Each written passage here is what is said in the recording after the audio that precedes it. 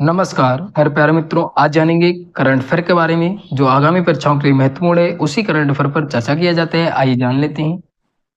दिया 25 अप्रैल 2024 को किस आयोग ने त्वरित फॉरेंसिक जांच के लिए उन्नत प्रयोगशालाओं की संख्या में वृद्धि की मांग की है? तो किसने की है? तो राष्ट्रीय मानवाधिकार आयोग है, इसने बढ़ोतरी की मांग की है, याद रखिएगा। फिर आगे दिया किस राज्य में छुआकू काल के सिक्के मिले हैं? तो किस राज्य में मिले हैं? तो तेलंगाना में मिले हैं। आगे दिया पहली बार अंडमान और निकोबार की कौन सी जनजाति के लोगों ने मतदान किया? तो कौन सी जनजाति है? तो सोमपेन जनजाति है, इसने मतदान किया है। और कितने लोगों ने पहली बार मतदान किया है? तो 7 सदस्यों ने मतदान किया है, ये भी याद रखिएगा। आगे चलते हैं। आगे दिया 15 अप्रैल 2024 को केरल उच्च न्यायालय ने किस उत्सव के संबंध में निर्देश जारी किए? तो कौन सा उत्सव है? त्रिशूल पुरम उत्सव है, इसके लिए निर्देश जारी किए। निर्देश के अनुसार उत्सव के दौरान हाथियों और लोगों के बीच 6 मीटर की दूरी अवश्य होनी चाहिए, ये निर्देश जारी किया है, ये भी याद रखिएगा। आगे दिया बंबई उच्च न्यायालय ने धन संशोधन के मामले में एक वरिष्ठ नागरिक से रात भर पूछताछ करने के कारण प्रवर्तन निर्देशालय की निंदा क्यों की? तो क्योंकि तो बुनियादी मानवाधिकार का उल्लंघन किया, इसलिए निंदा की। अनुच्छेद 21 के तहत जो नींद का अधिकार है वो एक मौलिक अधिकार है, ये भी याद रखिएगा। और वरिष्ठ जो जिससे पूछताछ की उनका नाम क्या है? तो राम इसरानी इनका नाम है और 64 वर्ष के हैं, ये भी याद रखिएगा।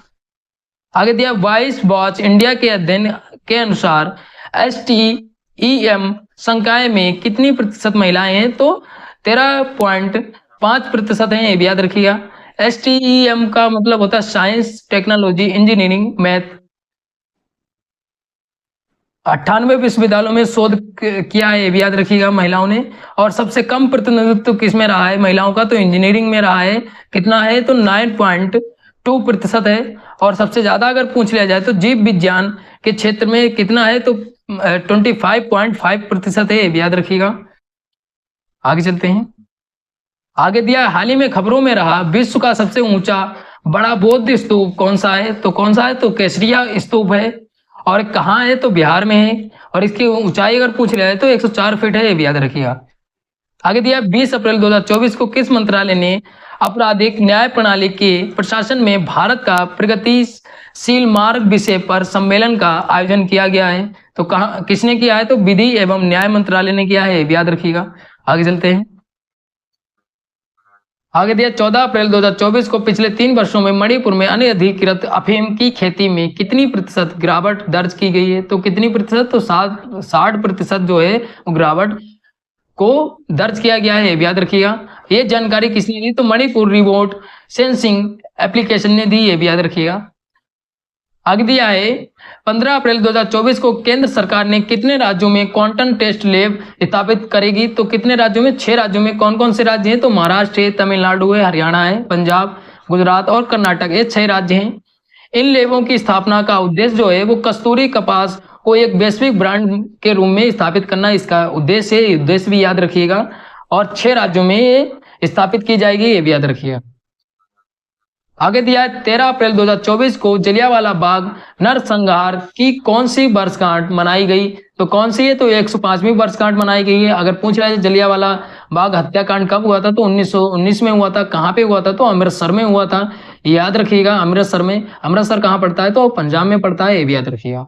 आगे दिया 17 अप्रैल 2024 को किस मंदिर में सूर्य की किरणों से सूर्य तिलक किया गया? तो कौन सा मंदिर है? तो श्री राम जन्मभूमि मंदिर अयोध्या।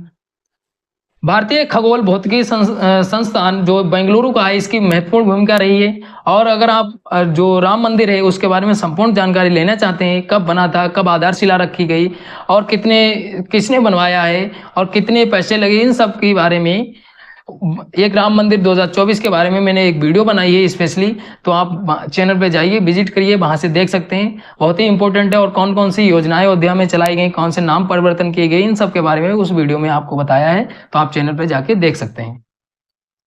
आगे दिया है अप्रैल 2024 में बागवानी किसानों को सब्सिडी वितरित करने के लिए सरकार ने कौन सा नया डिजिटल प्लेटफॉर्म लॉन्च किया? तो कौन सा लॉन्च किया? तो CDP सुरक्षा ये प्लेटफॉर्म लॉन्च किया, ये भी याद रखिएगा।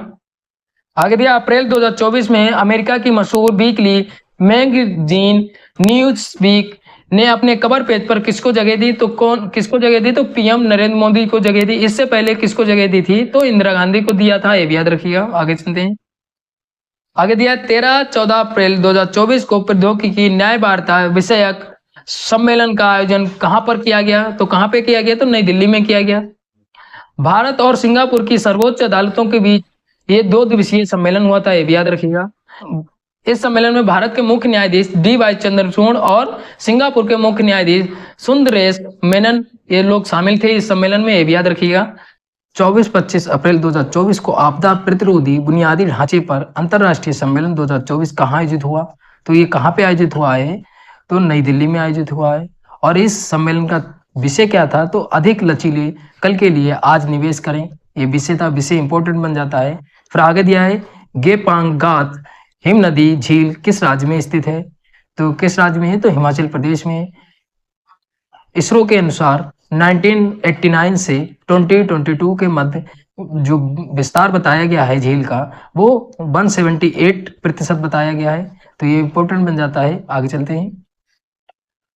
आगे दिया है 23 अप्रैल 2024 को इंडियन स्टेट इलेक्ट्रिसिटी ट्रांजिशन 2024 नामक रिपोर्ट किसने जारी की?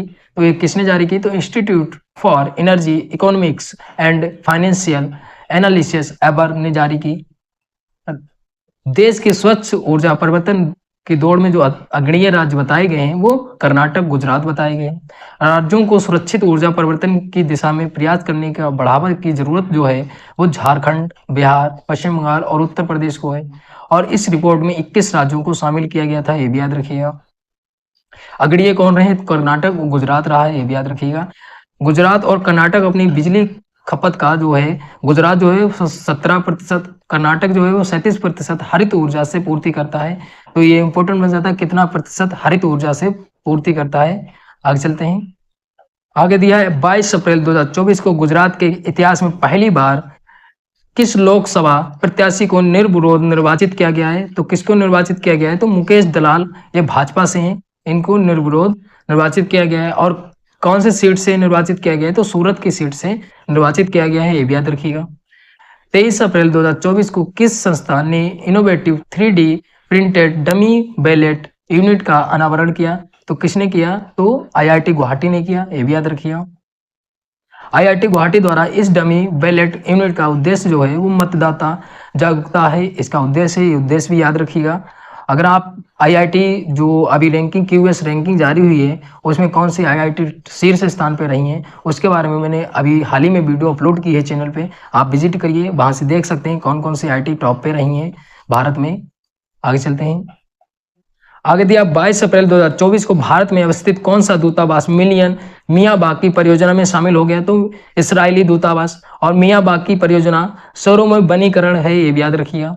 इस परियोजना के तहत दिल्ली तथा NCR में 1 मिलियन मतलब 10 लाख वृक्ष लगाने का लक्ष्य रखा गया है, ये भी याद रखिएगा। ये विधि सर्वप्रथम कहाँ अपनाई गई थी? तो जापान में अपनाई गई थी, ये भी याद रखिएगा। आगे दिया 22 अप्रैल 2024 किस संस्था ने वैश्विक सैन्य व्यय का ट्रेंड 2023 रिपोर्ट जारी किया? तो किसने जारी किया? तो Stockholm international peace research centre SIPRI ने जारी किया। इस रिपोर्ट के अनुसार जो शीर्ष 3 देश रहे हैं वो कौन से रहे हैं? तो USA, चीन और रूस। इन्होंने सैन्य विभाग पे जो है वो सबसे ज्यादा पैसा खत्म किया इन देशों ने।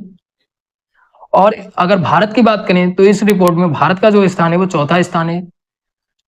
वर्ष 2023 में भारत का कुल जो सैन्य व्यय बताया गया है इस रिपोर्ट में वो 83.6 बिलियन डॉलर बताया गया है, ये याद रखिएगा। फिर अगर वैश्विक में देखें वर्ष 2023 में वैश्विक सैन्य व्यय बताया गया जो 2443 बिलियन डॉलर बताया गया है। वर्ष 2023 में वैश्विक सैन्य व्यय बढ़कर वैश्विक GDP के 2.3% हो गया है। ये GDP भी याद रखिएगा कितना बढ़कर हो गया है।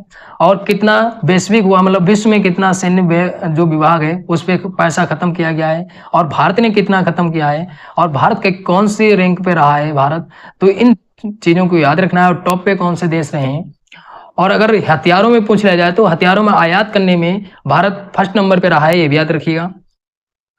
आगे दिया अप्रैल 2024 में QS वर्ल्ड यूनिवर्सिटी रैंकिंग में भारतीय विश्वविद्यालयों की औसत रैंकिंग में इस बार कितना सुधार हुआ है? तो कितना हुआ? तो 14% हुआ है। वर्ष 2017 से 2022 तक भारत में अनुसंधान में कितनी प्रतिशत बढ़ोतरी हुई है? तो 54% बढ़ोतरी हुई है, याद रखिएगा।